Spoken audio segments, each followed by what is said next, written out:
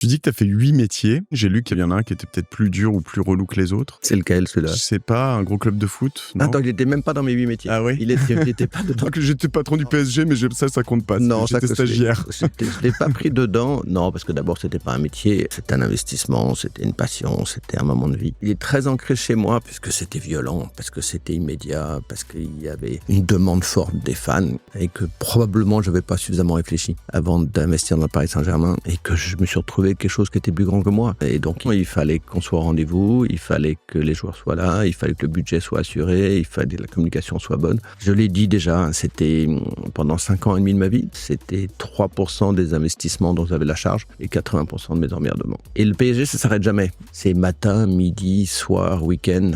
J'en ai pris plein la figure. Mais en fait, qu'est-ce que j'ai aimé ça? J'ai aimé les joueurs, j'ai aimé être au contact des fans, parce qu'ils avaient des choses à me dire, parce qu'ils étaient tatoués PSG, parce que je les respectais. Et quelque part, je les admirais. Maintenant, ce que j'ai fait de mieux, c'est de passer le flambeau aux Qataris.